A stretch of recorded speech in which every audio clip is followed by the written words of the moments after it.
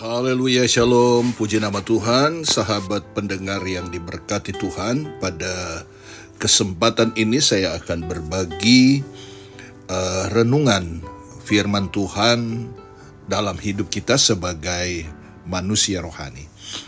Di dalam Injil Lukas pasal 13 Injil Lukas pasal 24 ayat 13 sampai 35. Tapi yang saya baca hanya ayat 26. Nah,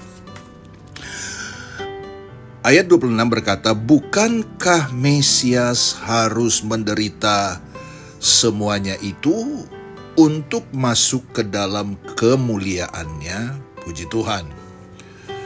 Saudara, di dalam kasih Tuhan Yesus, judul renungan kita pada kesempatan ini adalah rancangan Tuhan yang sempurna. Puji Tuhan, haleluya. Nah, saudara-saudara dalam kasih Tuhan, rancangan Tuhan adalah sempurna. Jadi kalau kita bicara tentang rancangan Tuhan, Tuhan itu sempurna rancangannya. Tuhan menyusun skenario kehidupan yang terbaik bagi kita. Bagi yang percaya kepadanya, bagi yang menyerahkan hidupnya kepadanya.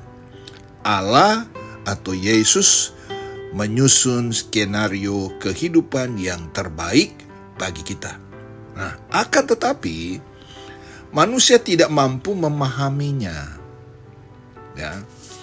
Makanya tidak jarang kalau ada anak-anak Tuhan, orang Kristen yang tahu firman tetapi tidak menjadi pelaku, tidak mempraktekkan.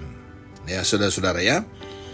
Apakah mereka tidak memahami atau sebaliknya memahami tetapi tidak mau atau malas atau menggampangkan, ya. Saudara-saudara dalam kasih Tuhan, sehingga tidak menjadi pelaku. Nah, saudara, setelah 3 tahun mengikut Yesus, murid-muridnya semakin yakin bahwa Yesus adalah Mesias yang Tuhan janjikan. Jadi, dari hari ke hari mereka memahami. Artinya di sini boleh dikatakan mereka itu bertumbuh. Yang tidak tahu jadi tahu, yang tidak memahami jadi memahami, ya, memahami karakter Kristus, memahami kehendak Kristus. Kenapa? Karena mereka bersama-sama, ya. Nah, jadi Yesus adalah Mesias yang Tuhan janjikan datang untuk memimpin Israel dan membebaskan dari penjajahan Romawi.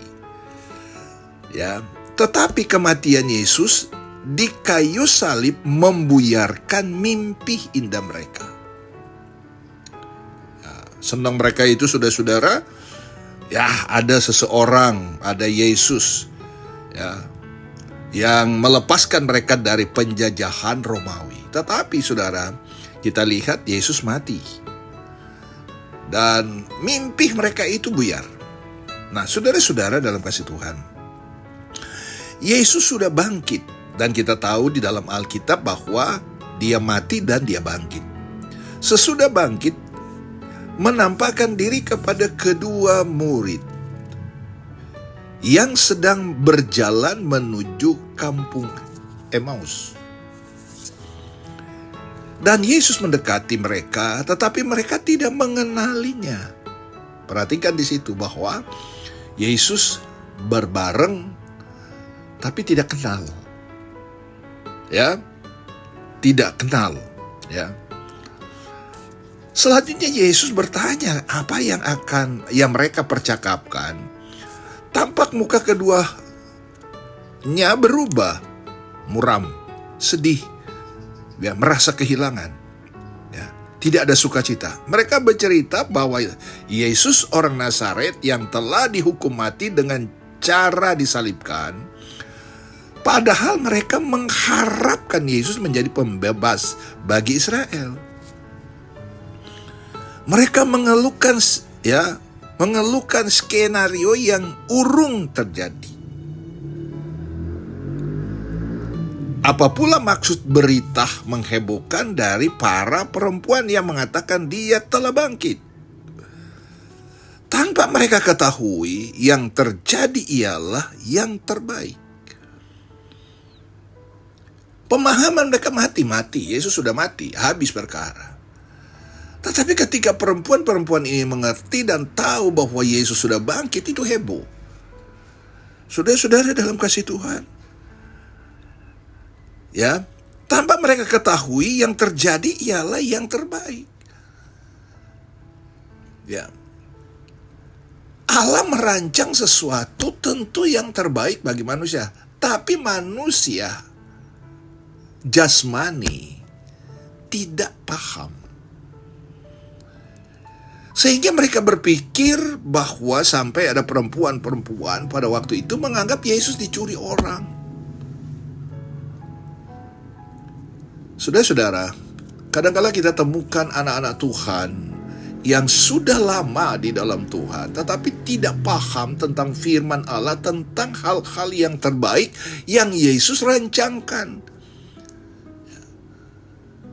Kadang-kala mereka hanya berpikir rancangan mereka lebih baik daripada rancangan Tuhan atau berita firman Tuhan. Sehingga ketika tidak sesuai dengan ekspektasinya mereka, maka mereka itu kecewa. Kecewa. Nah, saudara-saudara dalam kasih Tuhan Yesus, ya, kita membaca di sini. Nah, jauh lebih besar tujuan. Jadi tujuannya Yesus itu jauh lebih besar. Maksud yang dimaksudkan oleh Yesus bukan sekedar pembebas Israel, melainkan membebas segenap umat manusia dari dosa. Jadi tidak hanya khusus Israel. Biasanya kan saudara-saudara, ya, mereka berpikir hanya mereka saja yang memiliki hak itu. Tetapi Yesus berkata, barang siapa yang percaya, dia akan diselamatkan. Siapapun yang menerima dia. Ada pengampunan dosa di situ. Jadi tidak hanya khusus Israel yang dibebaskan, tetapi yang percaya siapapun, suku bangsa siapapun. Ya, melainkan membebaskan umat manusia dari dosa. Oleh kematian Yesus, kuasa maut telah dipatahkan. Oleh kebangkitan Yesus, kita beroleh jaminan akan kehidupan kekal. Jadi Tuhan yang kita sembah bukan mati selamanya, tetapi ada proses sehingga dia, saudara-saudara, kita baca dalam Alkitab, dia mati dan dia bangkit. Dia mati, dia rela dikorbankan untuk menghapus dosa manusia. Dia rela, ya. Supaya apa? Tujuannya supaya apa? Supaya setiap manusia itu beroleh kehidupan kekal, selamat. Saudara, ya. Setelah Yesus menjelaskan segala sesuatunya kepada mereka, maka celiklah mata. Dan mereka melihat bahwa dia yang berkata-kata ialah Yesus.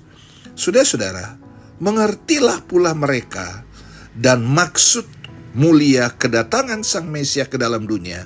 Niscaya sekarang celik juga mata kita bahwa rancangan Tuhan sempurna. Faktanya, tidak akan didapatinya kekurangan pada pemikiran Tuhan. Bila skenario dalam pikiran kita tidak terjadi, itu karena terdapat skenario sempurna dari pemikiran Tuhan. Nah, saudara-saudara dalam kasih Tuhan, ya, jadi kita kembali melihat bahwa Allah yang kita sembah adalah Allah yang ajaib. Itu sebabnya saudara-saudara, kalau Yesus mati terus, Tuhan kita mati terus, maka sia-sia pengorbanan kita, sia-sia pelayanan kita, sia-sialah kita mengembalikan milik Tuhan. Tetapi karena Yesus kita sembah mati dan bangkit, maka saudara-saudara, apa yang terjadi? Semua persembahan pelayanan kita berbau harum di hadapan Allah. Kehendak Allah yang terjadi adalah yang terbaik, lebih daripada skenario dalam pemikiran kita. Mari kita menyerah dalam kehendak Allah, jadilah umat Tuhan penurut, sehingga rancangan Tuhan yang sempurna itu kita pahami, kita tidak ragu-ragu karena Dia Allah kita, Allah yang ajaib. Tuhan tolong kita semua. Amin.